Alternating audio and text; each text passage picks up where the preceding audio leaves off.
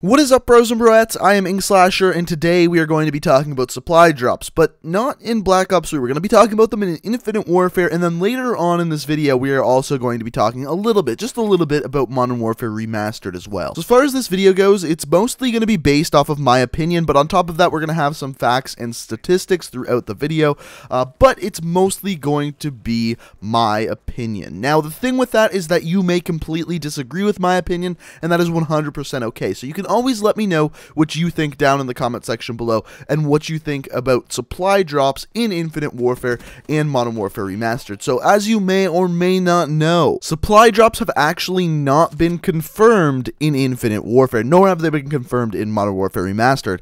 However, come on, let's be honest. We all know that that's the way the past two Call of Duty games that Activision has made most of their money. And the reason why I say Activision is because Activision is pretty much 100% behind the microtransaction supply drop deal. So your question is, how do I know that and why do I say that? So first of all, I believe I was the first person on YouTube to make the video talking about David Vonderhaar being against supply drops, but Activision forcing it upon him. I believe I was the first person to make that video, but if you didn't see it, the basic premise of it was basically Treyarch did not want to have supply drops in their game, and Activision actually forced them to. Treyarch came back and said, okay, we'll do it, but it's going to be cosmetic items only. Activision agreed, and then basically stabbed Treyarch and David Vonderhaar in the back, and Activision made it so that there is going to be new weapons also in Black Ops 3 supply drops. So it wasn't Treyarch that caused this, it was Activision. I'm pretty sure most people know that by now. So if that's not enough evidence for you that there is going to be supply drops in Infinite Warfare and Activision is going to force themselves into putting them in the game, I actually have some more evidence for you guys. So in 2015, yes, this is some news going back to 2015, Activision actually bought the company King.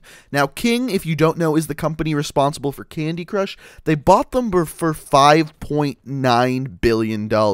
Now, this isn't really directly have to do with Call of Duty. However, King was one of the companies that kind of started and made people realize how big of a thing microtransactions could really be, partially through the game of Candy Crush. So why am I telling you this? Well, I guess the proper way to say it is Activision is, I guess, balls deep into the microtransaction game. So we've come to the point where we now know that Activision is really heavily relying on microtransactions as a source of revenue, so we pretty much know that they will, in one way or another, be in Call of Duty Infinite Warfare. No matter how much people hate on them, no matter how much people say they suck, they're gonna be in there. Now, they're not confirmed yet, so let's talk about what they should be, what they shouldn't be, and how they are actually going to be. First of all, I wouldn't be surprised if they weren't called supply drops. As we know, the way it's supposed to work in this game is you get salvage, you can dismantle the weapons you do get into salvage and then recraft other weapons, almost like a crafting system.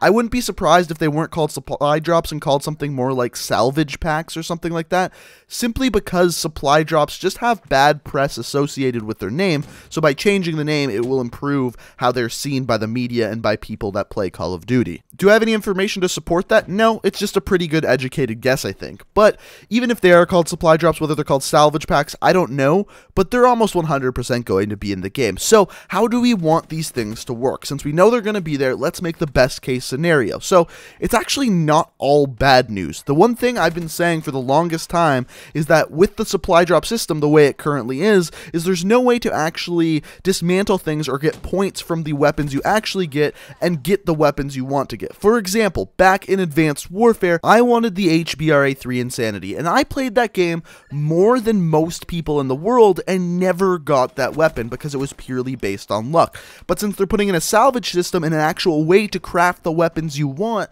you'll kind of be able to pick and choose what weapons you actually go for. This is great, and it is something that I think will actually improve the supply drop system, but the problem is they could still totally screw this thing up, and what I mean by that is the way that they're designing the different weapons, it seems kind of pay to winish, whereas the legendary weapons, the better weapons, are going to have just much better stats on them than the regular common weapons. But this could be good if there is an easy way to actually get the weapons you want. So like I said, if you get salvage quickly and just by a few hours of playing you're able to craft some legendary weapons, it may actually not be that bad. But on the other hand, if they don't do that and it's too hard to get salvage, we're pretty much just going to be stuck with the regular supply drop system that we're used to now. So from all of that, we kind of know what we're looking into in the future, but I actually have a question for you guys. Assuming that there is going to be supply drops in the game, and that is going to be the way that Infinity Ward and Activision probably will make the majority of their money,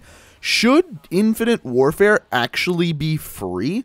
We've seen this a lot before. In fact, some of the most popular games in the world that rely heavily based on microtransactions are actually free. Some examples of this: League of Legends, Hearthstone, literally some of the biggest games in the world, and some of the biggest games, if you hop on Twitch, the games most people are watching are these free-to-play, heavily microtransaction games. My answer to this is, honestly, I think this could be one of the greatest things to happen to the Call of Duty community, if that happened.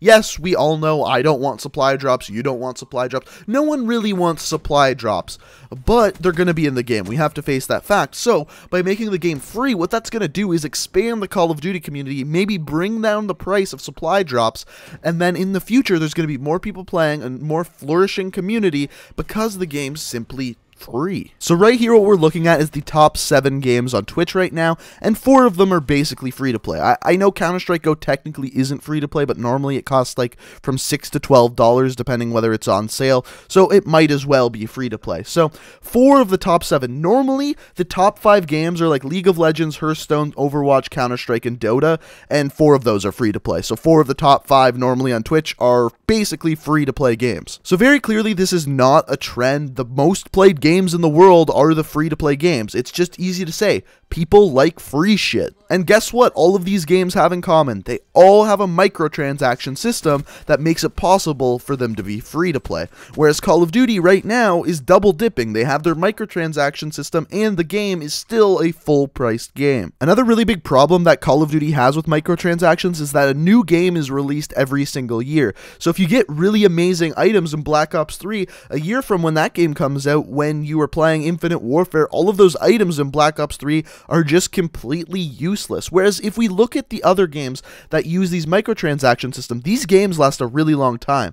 Counter-Strike Go came out in 2012, so 4 years that game has been out. So those things that you get in game for Counter-Strike, you're gonna have them for years and years and years. Same goes with League of Legends. It's been out for 7 years now, and that game currently right now has a 100 million player active user base, which is just absolutely massive. So those items that people are getting in game are going to be good for, well, at least 7 years, whereas Call of Duty are going to be useful for 1. So as for that one, I don't have an answer for that one. That one's just impossible to answer because whether you like it or not, there's going to be a new Call of Duty game every single year. It will just keep happening until no one buys the game anymore. They're simply making too much money off the release of that game. As far as it going to free to play, let's be honest, it's not going to happen. Even though I think it would be great for the community and actually make Activision more money, the reason why I say that is because if it's a free game, people are just going to download it and play it. More people will find that they like Call of Duty, and all of a sudden people are spending money on more microtransaction than would otherwise, because they don't have to spend that original $60 or more, depending on what country you live in,